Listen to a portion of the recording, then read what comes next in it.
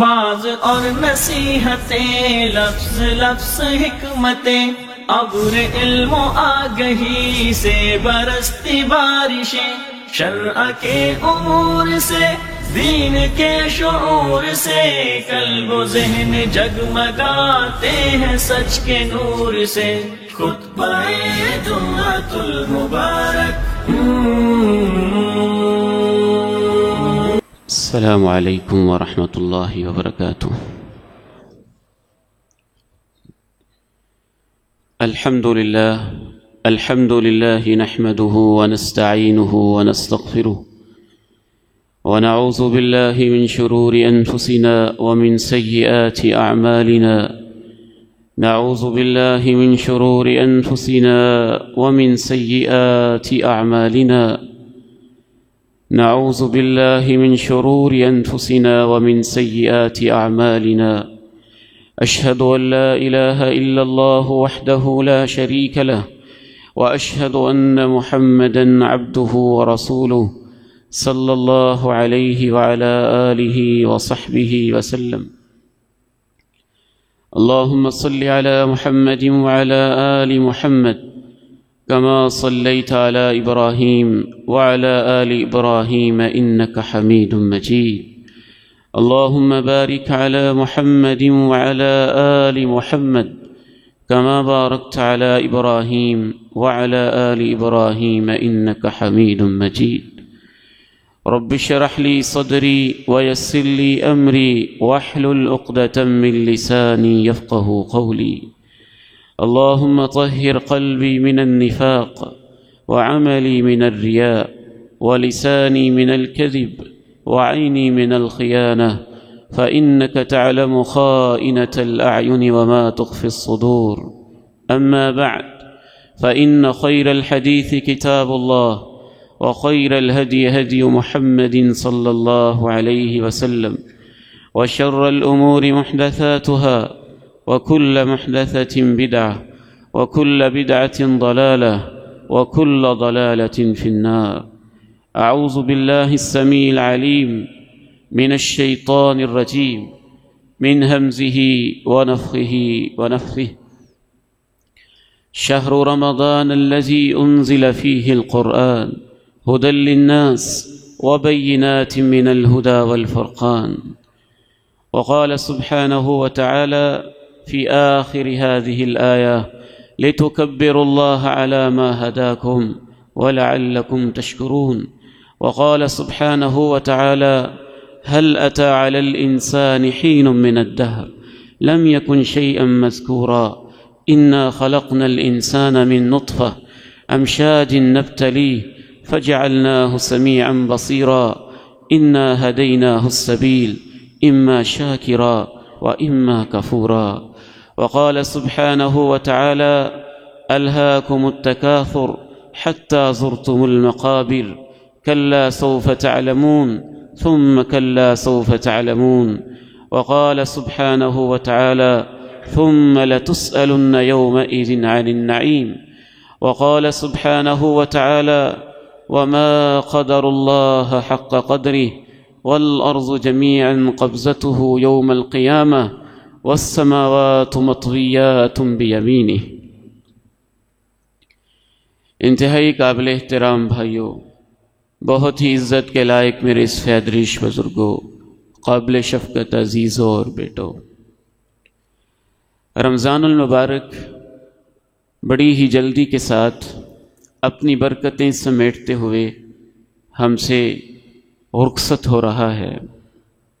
اس کا ایک ایک دن، اس کی ایک ایک رات، اس کا ایک ایک لمحہ ہمیں بہت سارے سبق دیتا ہے۔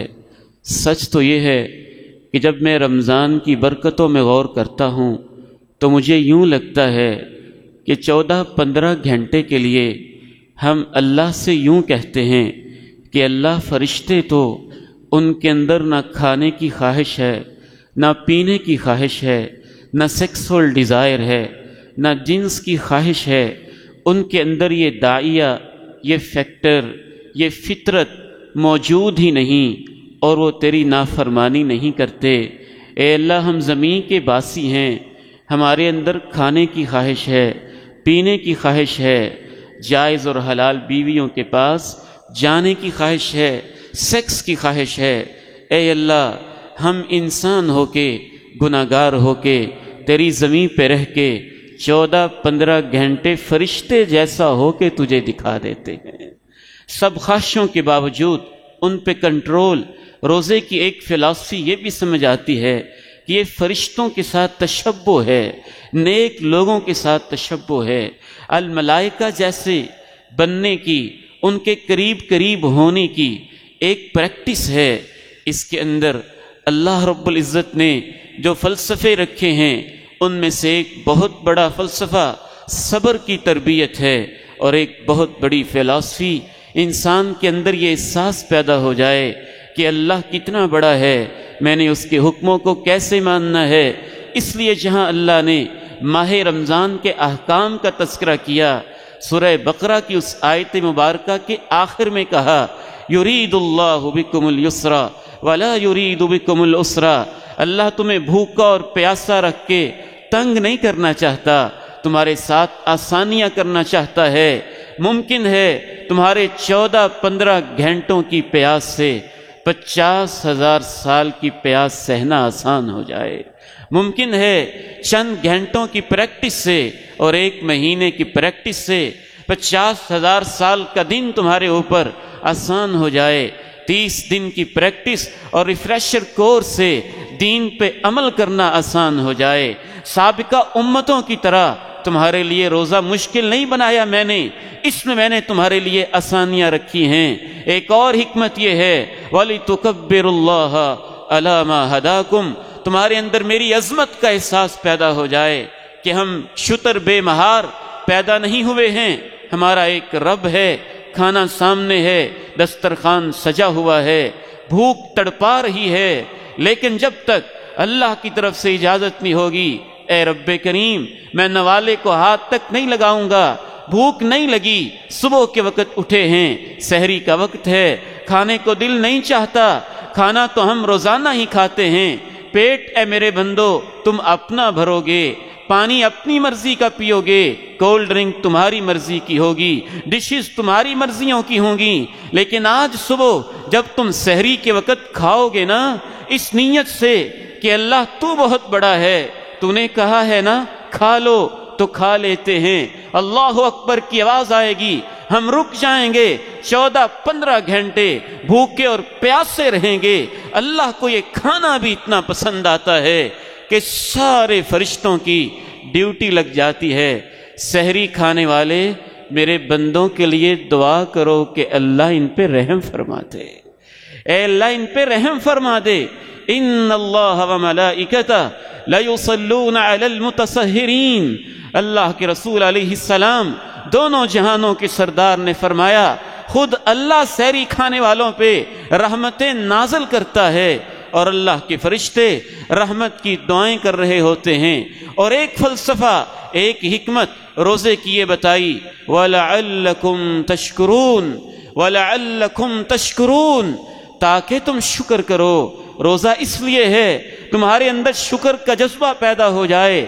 14-15 گھنٹے پانی سے محروم رہے، پیاس لگتی رہی، 14-15 گھنٹے نوالوں سے محروم رہے، روٹی سے محروم رہے، لذتوں سے محروم رہے، اور جائز خواہشوں سے محروم رہے۔ 14-15 گھنٹے محروم رہنے کے بعد وہی پانی، وہی کھانا، وہی جائز خواہشیں، جب اللہ نے ان کی رخصت دی تو تمہارے اندر شکر کا جذبہ پیدا ہو جائے کہ اللہ تیری نعمتیں کتنی عظیم ہیں، ان سے محروم رہنا کتنا مشکل کام ہے۔ آج کا ہمارا صرف یہ ایک موضوع ہے روزے کے فلسفے کے حوالے سے کہ شکر کا جذبہ ہم نے رمضان کے اندر اپنے اندر کیسے پیدا کرنا ہے، روزے سے ہم نے شکر کی تربیت کیسے حاصل کرنی ہے۔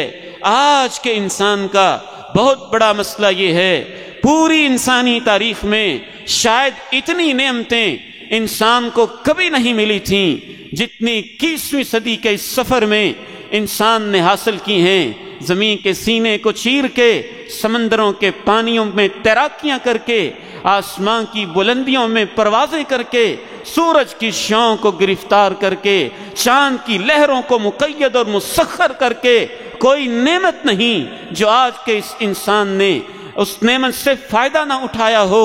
چلچلاتی دھوپوں میں اس نے ایئر کنڈیشن ماحول پیدا کر کے اپنے لیے ٹھنڈک پیدا کی، اور ٹھٹھرتی سردیوں میں ہیٹر لگا کے اس نے گرمائش کا ماحول پیدا کیا۔ قدیم دور کی سواریوں سے آگے بڑھتے ہوئے ہزاروں میل کے سفر اس نے پروازوں کی اڑانوں کے ذریعے گھنٹوں کے اندر، منٹوں کے اندر کرنا سیکھ لیے۔ لیکن تصویر کا دوسرا رخ یہ ہے کہ شاید پوری انسانی تاریخ کے اندر اتنی اللہ کی ناشکری کبھی نہیں کی گئی جتنی ناشکری آج کا انسان کر رہا ہے۔ آئیے اس شکر کا جذبہ پیدا کرنے کے لیے سب سے پہلے اللہ کی عظمت کو سمجھیں، اپنے وجود پہ غور کریں، اللہ کی کبریائی پہ غور کریں۔ هل اتى على الانسان حين من الدهر لم يكن شيئا مذكورا انا خلقنا الانسان من نطفه امشاج نبتليه فجعلناه سميعا بصيرا انا هديناه السبيل اما شاكرا واما كفورا۔ کیا انسان پہ ایسا وقت نہیں آیا ہے؟ یہ انسان کا لفظ بڑا جامع لفظ ہے۔ اعظم مارکیٹ کے باسی پہ، تاجر پہ ایسا وقت نہیں آیا ہے، لاہور کے سیاستدان پہ ایسا وقت نہیں آیا ہے، M P A M N A پہ ایسا وقت نہیں آیا ہے، مزدور پہ آجر پہ ایسا وقت نہیں آیا ہے، امیر پہ فقیر پہ ایسا وقت نہیں آیا ہے، عالم پہ جاہل پہ ایسا وقت نہیں آیا ہے، پڑھے لکھے پہ الٹریٹ پہ کیا ایسا وقت نہیں آیا ہے؟ یہ سوال مجھ سے ہے، یہ سوال آپ سے ہے۔ لم یکن شیئا مذکورا، کہ جتنی اس کی زندگی ہے 30 سال 40 سال 50 60 70 سال، اس سے پہلے اللہ چیلنج کر کے پوچھتے ہیں کیا تمہارے اوپر ایسا وقت نہیں آیا کہ تمہارا نام و نشان بھی نہیں ہوتا تھا؟ کہاں تھا میں 40 41 سال پہلے؟ کہاں تھے وہ نوجوان جو 25 سال کی عنفوان شباب میں اور بھرپور جوانی میں انجوائے تو کر رہے ہیں؟ کبھی سوچا نہیں اللہ کی نعمتیں میرے اوپر کیسی ہیں؟ اللہ ان سے پوچھتا ہے کیا ان پہ ایسا وقت نہیں آیا؟ یہ کچھ بھی نہیں ہوتے تھے۔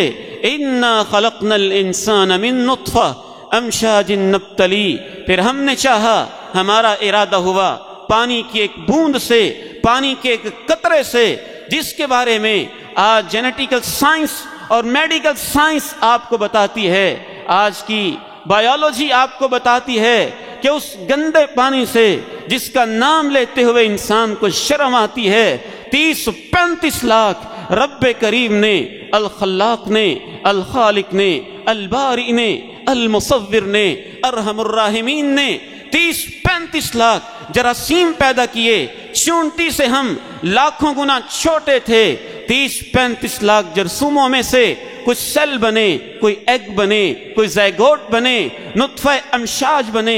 رب تعالیٰ کہتے ہیں کیا تم اس بات سے انکار کرتے ہو کہ ہم نے تمہیں ایک پانی کی بوند سے پیدا کیا ہے؟ میں جب پیدا ہوا، آپ جب پیدا ہوئے، میری اور آپ کی زندگی کی رحم مادر کے اندر جب کہانی شروع ہوئی، یہ چونٹی تو پھر اپنا وجود رکھتی ہے، چونٹی سے بھی لاکھوں گنا چھوٹے تھے، جس سے اللہ نے سیل اور ایگ بنایا، زائگوٹ بنایا، نطفہ بنایا، امشاج بنایا، ڈھانچہ بنایا، ہڈیاں چڑھائیں، انگلیاں بنائیں، پورے بنائے، لکیریں کھینچیں، پلکیں لگائیں، ہونٹ سجائے، خوبصورت موتیوں جیسے دانت لگائے، سر کے اوپر بال اور زلفیں سجائیں، چلنے کے لیے قدموں کی نعمت دی، پکڑنے کے لیے ہاتھوں کی نعمت دی، اس کے اندر ورائٹی اور تنوع کو رکھا، زبان میں قوت گویائی پیدا کی، چکھنے کے لیے زبان میں 30,000 ذائقے خانے بنائے۔ کھانا دور ہوگا، ذائقے خانوں کے اندر اللہ نے اس طرح کے ریسیپٹرز رکھے، دور سے چکھ کے منہ کے اندر سے رال کا ایک انداز ہو، اس کے نگلنے کے انداز بنائے۔ انا ہدیناہ السبیل اما شاکرا و اما کفورا، ہم نے اس کو جیتا جاگتا، ہنستا کھیلتا، خوبصورت انسان بنا دیا، سننے والا دیکھنے والا بنایا۔ اب اس کی مرضی ہے میرا شکر کرتا ہے یا کفر کرتا ہے۔ اما شاکرا و اما کفورا، میرا ہر قدم یا شکر ہوتا ہے یا کفر ہوتا ہے، میرا ہر بول یا شکر ہوتا ہے یا کفر ہوتا ہے، میری آنکھ کی ہر جنبش یا اللہ کے شکر میں ہے یا اس کے کفر میں ہے، میرے ہاتھ کی ہر حرکت اور ایکشن یا اس میں اللہ کا شکر ہے یا اللہ کا کفر ہے، میرے روٹی کا ہر نوالا یا اللہ کے شکر میں ہے یا اللہ کے کفر میں ہے۔ اگر اللہ کی مرضی کے مطابق ہے تو اللہ کا شکر ہے، اگر اللہ کی مرضی کے خلاف ہے تو وہ اللہ کا کفر ہے۔ گویا کفر اللہ کو نہ ماننا، اس کے لیے بھی کفر کا لفظ استعمال ہوتا ہے، اور مان کر اس کی نعمتوں کی قدر نہ کرنا، نہ شکری کرنا، اس کے لیے بھی کفر کا لفظ استعمال ہوتا ہے۔ اِنَّا هَدَيْنَاهُ السَّبِيلَ اِمَّا شَاكِرًا وَإِمَّا كَفُورًا، میں ماں کے پیٹ سے پیدا ہو گیا، مجھے دودھ کی ضرورت ہوئی، ماں کی چھاتی میں رب تعالیٰ نے دودھ کی نہروں کے انداز رکھ دیے، مجھے باپ کی محبت کی حاجت ہوئی، رب تعالیٰ نے باپ کے سینے میں میرے لیے شفقتیں رکھ دیں، مجھے سانس لینے کے لیے ہواؤں کی ضرورت پڑی، رب تعالیٰ نے ٹنوں ٹن پھیپھڑوں کے اندر ایسا نظام رکھا، میں ہواؤں کو سک کرنے لگا، آسمان کی چھت کو میرے سر پہ کھڑا کر دیا، زمین کے فرش کو میرے قدموں کے نیچے بچھا دیا، ماں کے سینے میں میری محبتیں پیدا کیں، باپ کے دل میں میرے لیے شفقت کے جذبے رکھے، بہنوں کے اندر مجھے لوریوں دینے کے انداز رکھ دیے، رب تعالیٰ نے یہ ساری محبتیں کیں، اور ساری محبتیں کرنے کے بعد انسان کے اوپر بے شمار نعمتیں، کھانے کی حاجت ہوئی تو ایک خوراک کا انتظام کرنے کے لیے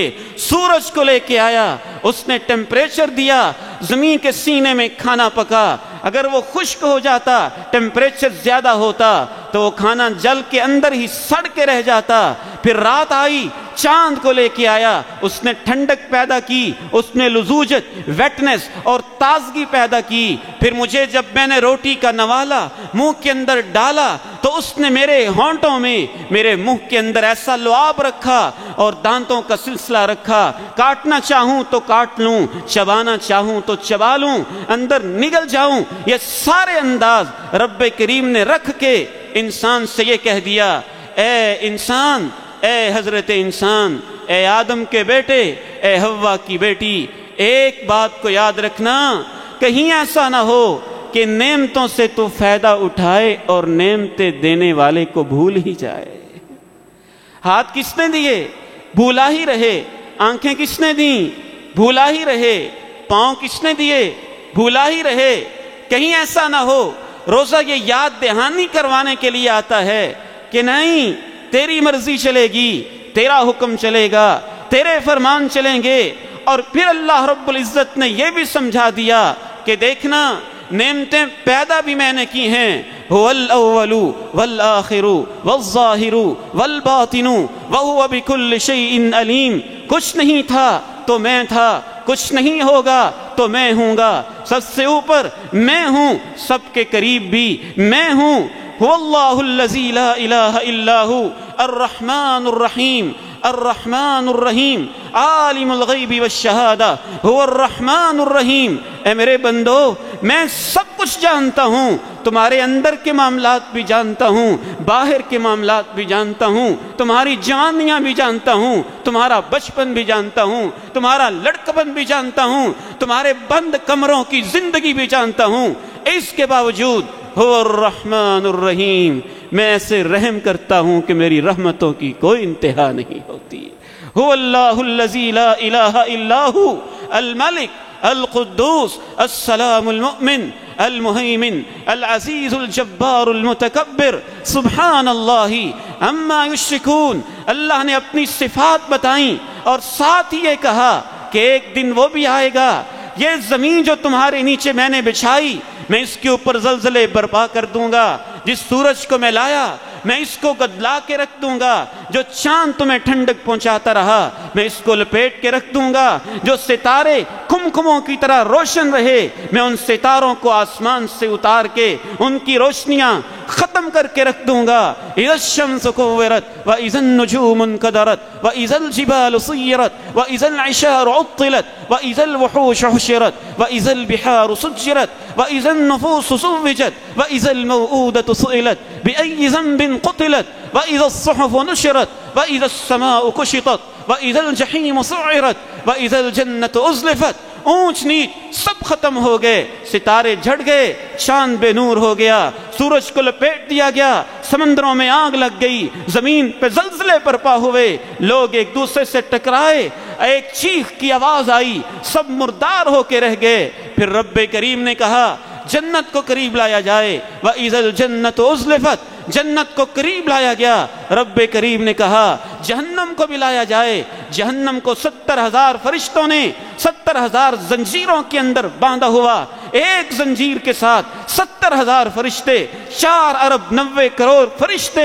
جہنم کو تھام کے میدان محشر کے اندر لائے۔ وہ اپنے اندر سے بڑے بڑے محلوں، لاہور کے پلازوں کی طرح یوں شعلے باہر نکال رہی تھی، آگ کے علاوہ بھڑک رہے تھے۔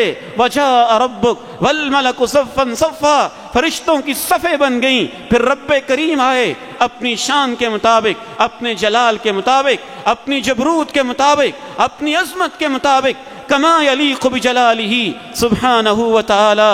اور اللہ نے آ کے کہا لاہور کا فلاں شخص، قصور کا فلاں شخص، پاکستان، امریکہ، فلاں جگہ کا فلاں رہائشی، میرا فلاں بندہ جس کے لیے میں نے زمین کو بچھایا تھا، آسمان کی چھت تانی تھی، جسے میں نے سب نعمتیں دی تھیں، اسے میرے سامنے لایا جائے، میں آج اس سے زندگی کا حساب لینا چاہتا ہوں۔ یہ یاد رکھنا کہ ان نعمتوں کا پھر اللہ رب العزت نے حساب بھی لینا ہے۔ الہاکم التکاثر حتی زرتم المقابر کلا سوف تعلمون ثم کلا سوف تعلمون كلا لو تعلمون علم اليقين لترون الجحيم ثم لترونها عين اليقين ثم لتسألن يومئذ عن النعيم۔ رب تعالیٰ بندے کو سامنے لے کے آئے، اللہ کے پیارے نبی ارشاد فرماتے ہیں صحیح بخاری کے اندر، ما من عبد الا وسيكلمه ربه سبحانه وتعالى ليس بينه وبينه ترجمان ولا حجاب۔ یہ عبید الرحمن، اس سے اللہ باتیں کرے گا، یہ فلاں میرا بھائی، یہ فلاں میرا بزرگ، یہ فلاں میرا بیٹا، یہ فلاں انکل صاحب، یہ فلاں چودھری، یہ فلاں وڈیرا، یہ فلاں غریب، یہ فلاں مزدور۔ اللہ کے سچے نبی نے ارشاد فرمایا ہر انسان سے اللہ ڈائریکٹ باتیں کرے گا، سیدھا حساب لے گا۔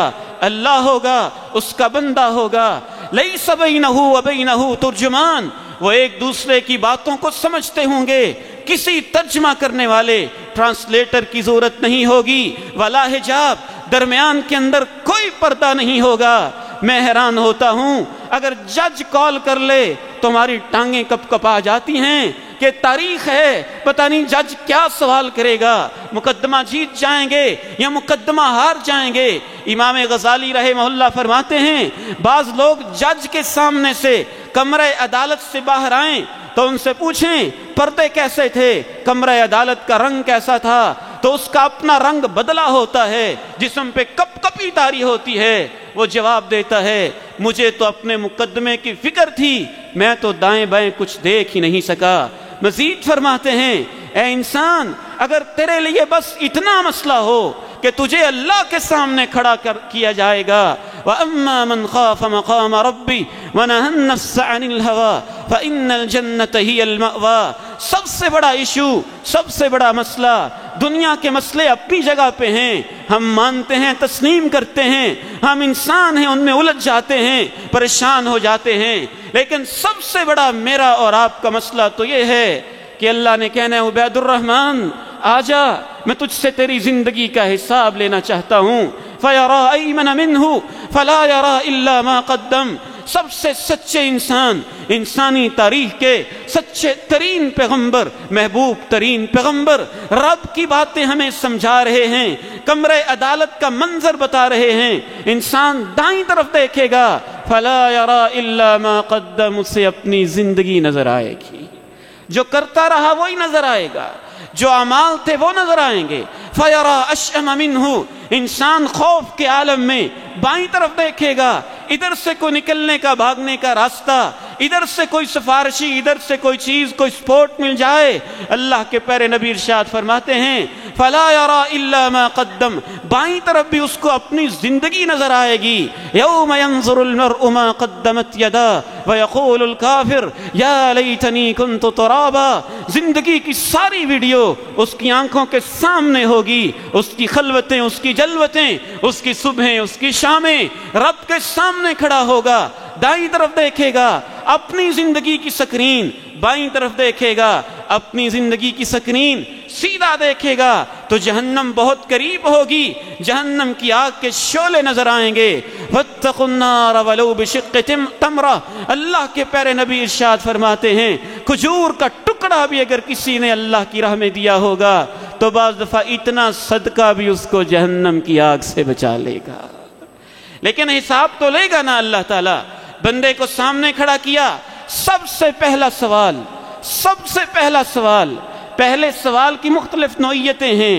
زندگی کے بارے میں پہلا سوال اور ہے، عبادت کے بارے میں پہلا سوال اور ہے، حقوق العباد کے بارے میں پہلا سوال اور ہے، بندوں کے بارے میں پہلا سوال اور ہے۔ سب سے پہلا سوال جو انسانی زندگی کے بارے میں، نعمتوں کے بارے میں ہوگا، جامع ترمذی میں اللہ کے پیارے نبی ارشاد فرماتے ہیں پہلا سوال بندے سے یہ کیا جائے گا، اے میرے بندے الم اصح بدنک واروک من الماء البارد، اے میرے بندے میں تیرا خالق ہوں، کیا یہ بات سچی نہیں ہے کہ میں نے تجھے ایک جسم میں عنایت کیا تھا؟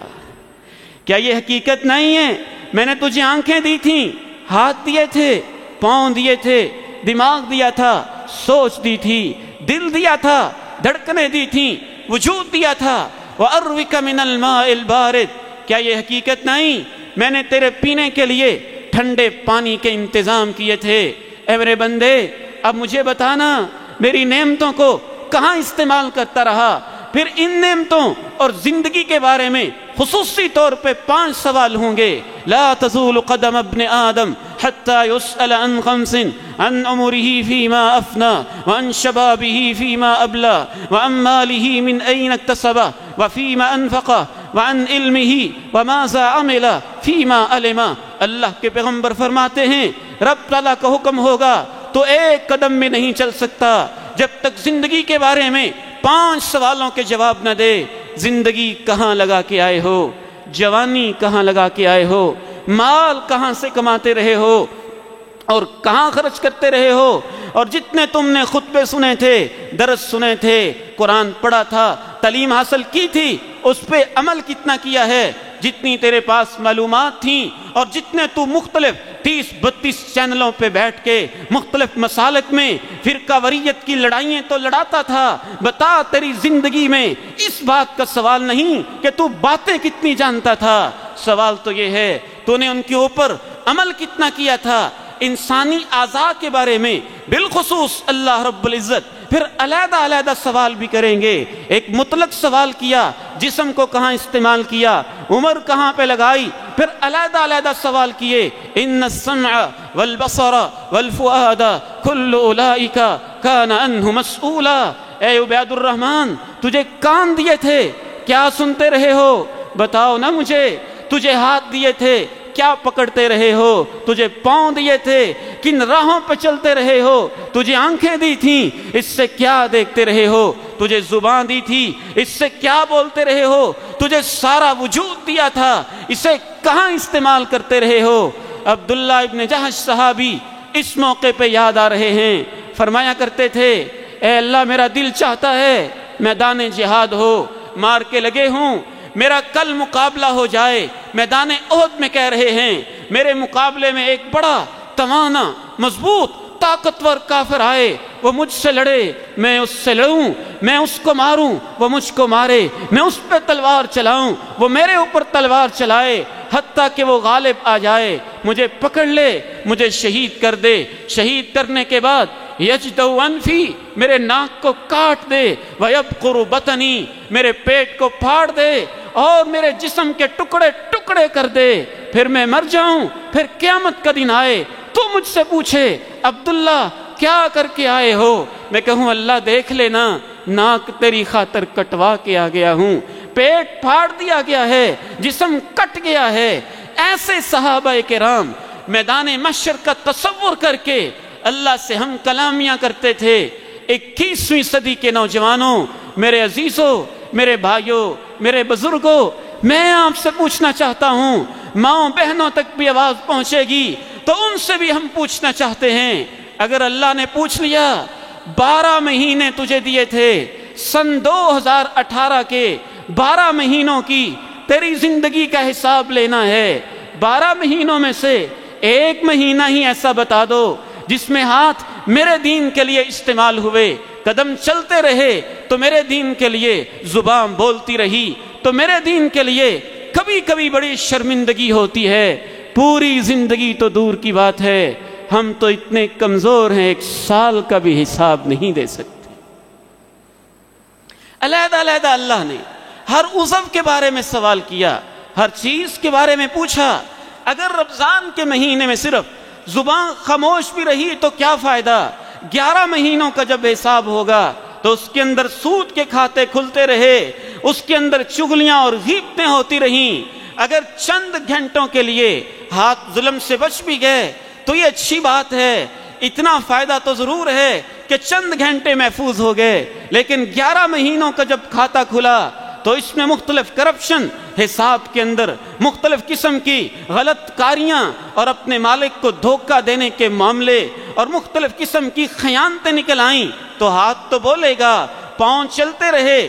چند 1 مہینے کے اندر، 1 مہینہ بھی نہیں، رمضان کے پہلے عشرے، پہلا پورا عشرہ بھی نہیں، مسلمانوں کیا ہو گیا ہے، رمضان کے پہلے 5 روزوں میں مسجد کی طرف چل کے آئے اور پھر تھک گئے، پورے 11 مہینے مسجد کا منہ دیکھنا، نماز پڑھنا نصیب نہ ہوا۔ چلے رمضان کے اندر تو تھوڑی سی کامیابی، اور اس کے بعد اللہ نے پوچھا باقی 11 مہینے مجھ سے دور کیوں رہے تھے؟ اللہ رب العزت نے انسان سے اس کے پورے جسم کا حساب لیا، جسم کے اعضاء کے بارے میں پوچھا کہ ان کے ذریعے میرا شکر کرتے رہے ہو یا میری نہ شکری اور نہ قدری کرتے رہے ہو۔ رب کریم نے اس کے بعد انسان سے ایسے ایسے سوال کیے جو اس نے اعمال کیے تھے، ان اعمال کے بارے میں سوال ہوا۔ کرتے کرتے رب تعالیٰ نے رشتہ داروں کے بارے میں پوچھا، کلکم راع وکلکم مسئول عن رعیتہ والوالد راع وہو مسئول عن رعیتہ۔ اللہ کے پیارے اور سچے نبی ارشاد فرماتے ہیں ہر ایک ذمہ دار ہے، اور اس سے اس کی ذمہ داری میں پوچھا گیا۔ باپ سے پوچھا گیا، تو دولت مند تھا، بزنس مین تھا، تجھے یہ بڑی فکر تھی میرے بچے اعلیٰ تعلیم حاصل کر لیں، اور اس اعلیٰ تعلیم کے لیے تو نے کیسا سکول منتخب کیا تھا جہاں نہ کوئی فیمیل ٹیچر نماز پڑھتی تھی، نہ کوئی میل ٹیچر نماز پڑھتا تھا، نہ کوئی سٹاف کا ممبر نماز پڑھتا تھا، نہ کوئی کلاس فیلو نماز پڑھتے تھے، وہاں میرے دین کے دشمن اور اتھیسٹ رہتے تھے۔ میں نے ایسے ایسے بھائیوں کو دیکھا ہے۔ پچھلے رمضان میں افطاری کے موقع پہ سفید داڑھی والے ایک بزرگ، اس کی آنکھوں سے آنسو، اور لاہور کے ایک بڑے ایلیٹ کلاس کے بڑے اعلیٰ سکول کا نام لے کے کہنے لگے یا اللہ مجھے معاف کر دے۔ مجھے کہنے لگے محسن بھائی، عبید الرحمن بھائی، ان کو سمجھائیں، میں اسے نماز کی طرف لے کے آتا ہوں، میرے ساتھ آ جاتا ہے۔ رمضان کے مہینے کے اندر بھی مسجد کے باہر کھڑا رہتا ہے، نماز نہیں پڑھتا ہے۔ میں نے پوچھا بزرگوں یہ تو بتاؤ کس سکول میں داخل کروایا تھا جہاں نماز کا نام و نشان ہی نہیں تھا، جہاں نماز پڑھنے والوں کا مذاق اڑایا جاتا تھا؟ ایک اور صاحب میرے پاس آئے، کہنے لگے میں اپنے بیٹے کے بارے میں بہت پریشان ہوں، اچھے خاصے زمیندار جگیردار ٹائپ انسان تھے۔ میں نے کہا کیا پریشانی ہے؟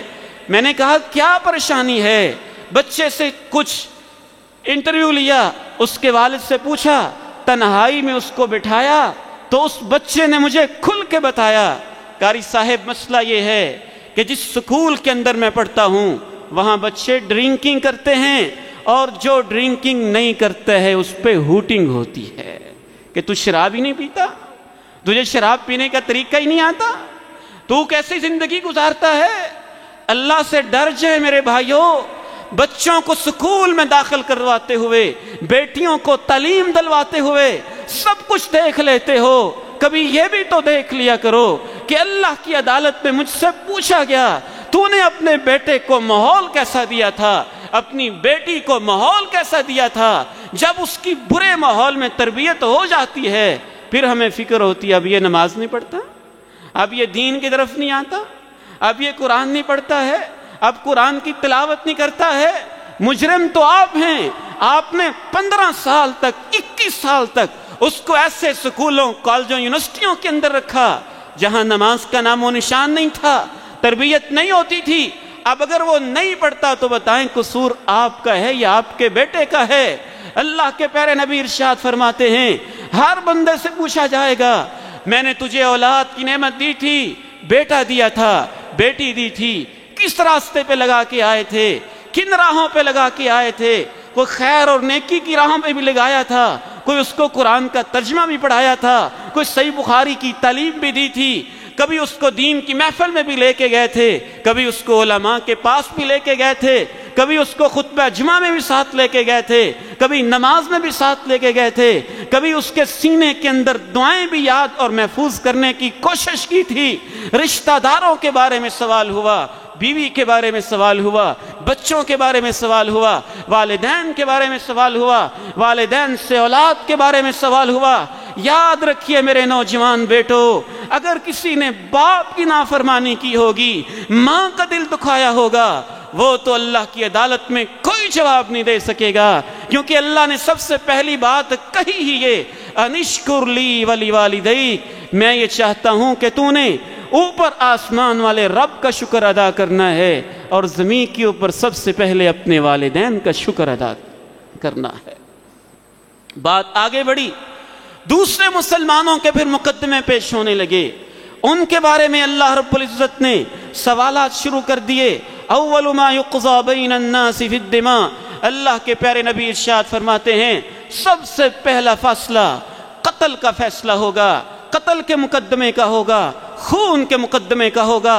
عجب انداز ہوگا، مقتول اللہ کی عدالت میں آئے گا، اس کے جسم سے خون بہتا ہوگا، لاشا اس کا تڑپتا ہوگا، زبان اس کی بولتی ہوگی، کہے گا اللہ اس سے پوچھے اس نے مجھے کس جرم کے اندر قتل کیا تھا، مجھے کیوں قتل کیا گیا تھا؟ کچھ ایجنسیوں والے، کچھ اتھارٹیوں والے، کچھ پولیس والے، کچھ فوج والے، کچھ عام ڈکیت، کچھ عام ڈاکو، کچھ عام افسر، کچھ عام قسم کے لوگ، اور بڑے بڑے ایم پی اور ایم این اے جو معمولی سمجھتے ہیں کسی کو قتل کروانا، کسی کو مروا دینا، کسی کا خون بہانا۔ جب سہاگنوں کے سہاگ لٹ جاتے ہیں، جب بچے یتیم ہو جاتے ہیں، جب بیٹیوں کے سد سے باپ کی شفقت کسی دستے قاتل کی وجہ سے اٹھ جاتی ہے، رب ذوالجلال کی عظمت کی قسم اٹھا کے کہتا ہوں، اللہ کے پیارے نبی کہتے ہیں رب تعالیٰ اتنا ناراض ہو جاتے ہیں اگر ساری انسانیت اور روئے زمین پہ بسنے والے سارے انسان بھی ایک بندے کو قتل کرنے میں شریک ہو جائیں تو اللہ ان سب کو جہنم میں داخل کر دے گا۔ قتل کے بارے میں فیصلہ ہوگا کہ مظلوم انسان کیوں قتل کیا گیا، بالخصوص وَإِذَا الْمَوْءُودَةُ سُئِلَتْ، زندہ درگور کی ہوئی مظلوم بچیوں کے بارے میں سوال ہوگا کہ اسے کس جرم میں قتل کیا گیا تھا، اسے کس جرم کے اندر مارا گیا تھا۔ رب تعالیٰ نے سوال کرنے شروع کیے، بندے سے پوچھنا شروع کیا، زندگی کا حساب لینا شروع کیا، تو حساب لیتے لیتے جب عبادتوں کی باری آئی تو سب سے پہلا سوال اول ما يسأل عنه العبد يوم القیامہ عن صلاته، اللہ کے پیارے نبی ارشاد فرماتے ہیں سب سے پہلا سوال اللہ نماز کے بارے میں کریں گے۔ دفتروں کے دفتر بے نماز، پارلیمنٹ کے پارلیمنٹ بے نماز، ایوان بالا ایوان زیری بے نماز، پورے کا پورا سینٹ بے نماز، پورے کے پورے ایوان بے نماز، پورے کے پورے سکول بے نماز، پورے کے پورے کالج بے نماز، پورے کے پورے سیکریٹریٹ بے نماز، پورے کے پورے بازار اور مارکیٹیں بے نماز۔ جس اللہ کی زمین پہ رہتے رہے، جس اللہ کے آسمان کے چھت کے نیچے پوری زندگی بسر کرتے رہے، جس اللہ کا کھاتے رہے، جو بندہ اسے سجدہ کرنے کے لیے تیار نہیں ہوتا ہے، وہ اللہ کی عدالت میں زندگی کا حساب کیسے دے گا؟ اول ما يسأل عنه العبد یوم القیامہ، عبادات کے بارے میں، نماز کے بارے میں سب سے پہلا سوال ہوگا فَإِن صَلُحَتْ صَلُحَ سَائِرُ عَمَلِهِ، اگر اس کے اندر کامیاب ہو گیا تو باقی سوالوں میں کامیاب ہو جائے گا، وَإِن فَسَدَتْ فَسَدَ سَائِرُ عَمَلِهِ، اگر اس کے اندر ناکام ہو گیا تو باقی سوالوں میں بھی ناکام ہو جائے گا۔ میرے محترم بھائیو، کہیں اس کے اندر بھی ناکام نہ ہو جانا۔ اپنی نمازوں کی فکر، بیویوں کی نمازوں کی فکر، بچوں کی نمازوں کی فکر، دوستوں کی نمازوں کی فکر، اپنے ملازموں کی نمازوں کی فکر، اپنے کولیگز کی نمازوں کی فکر، جس حد تک ممکن ہے صرف یہی نہیں کہ ہم نے نماز پڑھنی ہے، لوگوں کو بھی نماز کی طرف لے کے آنا ہے۔ اگر نماز کے اندر ناکام ہو گیا، رب تعالیٰ کی طرف سے کہا جائے گا یہ جتنے بھی ایمان کے دعوے کرتا ہے لے جاؤ اس کو فرعون، قارون اور حامان جیسے بڑے بڑے میرے باغی اور نافرمان جہاں وہ ہیں ان کے ساتھ بے نماز کو بھی جا کے کھڑا کر دو۔ یہ اللہ کی عدالت ہے، یہ اللہ کے ہاں سوال و جواب کے سلسلے ہیں۔ اور سب سے خطرناک بات اور سب سے زیادہ سوچنے والی بات، رب تعالیٰ نے جو ہاں مقدمے آئے تو ایک ایک مقدمے کے بارے میں اتنا فیصلہ کیا، جانوروں کو بھی اللہ کی عدالت میں لایا گیا۔ اللہ کے سچے اور پیارے نبی ارشاد فرماتے ہیں حَتَّى يُقْتَصَّ لِلشَّاةِ الْجَمَّاءِ مِنَ الشَّاةِ الْقَرْنَاءِ، حتیٰ کہ اللہ نے بے سینگ بکری کو سامنے کھڑا کیا، سینگ والی بکری کو سامنے کھڑا کیا۔ سینگ والی بکری نے بے سینگ بکری کو جتنا ظلم کے ذریعے مارا تھا ان کا بھی حساب ہوا، اللہ نے ان کا بھی بدلہ چکایا، حالانکہ ان کے لیے نہ جنت ہے نہ جہنم ہے۔ حساب اس لیے لیا تاکہ ظالموں کو پتہ چل جائے جس اللہ نے بکریوں پہ ظلم کو معاف نہیں کیا وہ انسانوں پہ ظلم کو کیسے معاف کرے گا۔ من كانت له عند اخيه مظلمة من عرض او شيء فليتحلله منه اليوم، میں حیران ہوتا ہوں ہم کیسی زندگی بسر کر رہے ہیں۔ جناب صدیق اس منظر کو سوچتے، ہاتھ میں تنکا پکڑ لیتے، لیتنی کنت شجرة توزد، درخت کی ٹہنی پکڑ کے کہتے اے اللہ کاش میں درخت کی ٹہنی ہوتا، کوئی آتا درخت کی ٹہنی کو کاٹتا، آگ لگاتا، یہ بسم ہو جاتی، راکھ کا ڈھیر بن جاتی، نہ میں انسان ہوتا نہ تیرے سامنے کھڑے ہو کے زندگی کا حساب دینا پڑتا۔ اللہ کے پیارے نبی ارشاد فرماتے ہیں جس نے اپنے بھائی پہ کوئی ظلم کیا ہے، اس کی عزت پہ ظلم، اس کے مال پہ ظلم، اس کے وقار پہ ظلم، اس کے احترام پہ ظلم، اس کے کاروبار میں ظلم، اس کے ساتھ پارٹنرشپ میں ظلم، فَلْيَتَحَلَّلْهُ مِنْهُ الْيَوْمِ، موقع ہے کہ آج اس سے معاف کروا لے، قبل اللہ یکون هناك دینار ولا درہم، قیامت کے دن دینار بھی نہیں چلے گا، درہم بھی نہیں چلے گا۔ اما الحسنات و اما السیئات، یا مظلوم کی نیکیاں ظالم کو دے دی جائیں گی یا ظالم کے گناہ مظلوم کے سر پہ ڈال دیے جائیں گے اور پھر اس کو الٹے منہ اور اوندے منہ جہنم کے اندر پھینک دیا جائے گا۔ بڑا حساس معاملہ ہے میرے بھائیوں، اور سب سے بڑا حساس معاملہ یہ ہے کہ ہم لوگ ایک دوسرے پہ ظلم بھی کرتے ہیں، نہ کوئی معاف کرنے کے لیے تیار، نہ کوئی معافی مانگنے کے لیے تیار ہوتا ہے۔ رمضان کی تاک راتیں آئیں گی، اللہ مجھے اور آپ کو جاگنے کی توفیق نصیب فرمائے، اپنے آپ کو معاف کروانے کی توفیق نصیب فرمائے۔ اس میں ہم دعا تو پڑھیں گے، اے اللہ تو معاف کرنے والا، تحب العفو، معافی کو پسند کرتا ہے، فاعف عنی، لہذا تو مجھے معاف کر دے۔ اللہ سے ہم یہ کہتے ہیں کہ تو معافی کو پسند کرتا ہے، اس کا ایک مطلب تو یہ ہوتا ہے بندے معافی مانگیں تو معاف کر دیتا ہے۔ دوسرا مطلب یہ بھی ہوتا ہے جس طرح اللہ کو یہ پسند ہے کہ اللہ اپنے بندوں کو معاف کر دیتا ہے، اللہ کو یہ بھی پسند ہے کہ میرے بندے بھی ایک دوسرے کو معاف کر دیا کریں۔ اپنے معاملات کو صاف کریں، رمضان کے اندر صاف کریں، تاخیرات سے پہلے صاف کریں۔ اگر ہم اپنے رمضان کی قبولیت چاہتے ہیں، اللہ کے ہاں اسے قبول کروانا چاہتے ہیں، تو اپنے معاملات کو صاف کرنا ہوگا۔ کسی پہ ظلم و ستم، کوئی زیادتی کی ہے تو اس سے معافی مانگنا ہوگی، معافی طلب کرنا ہوگی۔ مجھے میرے والد محترم اس موقع پہ بڑے یاد آ رہے ہیں۔ 94-95 سال کی ان کی عمر تھی، بوڑھے تھے، گاڑی میں بیٹھا نہیں جاتا تھا۔ حکم دیا بیٹا گاڑی نکالو، گاڑی نکالی، اندر بیٹھے، حکم ہوا بیٹا یہ چونیاں کی طرف چل کے جانا ہے، قریب ہے ایک علاقہ چونیاں، وہاں جانا ہے۔ اس کے قریب پہنچے، وہاں ایک سٹاپ آیا، فرمایا یہاں گاڑی روک دو۔ میں نے گاڑی روک دی، کہا یہاں ایک ہوٹل ہے۔ جی ہوٹل ہے۔ کہا یہاں ایک ملازم ہے، اس کا نام بتایا، کہا اس ملازم کو لے کے آؤ۔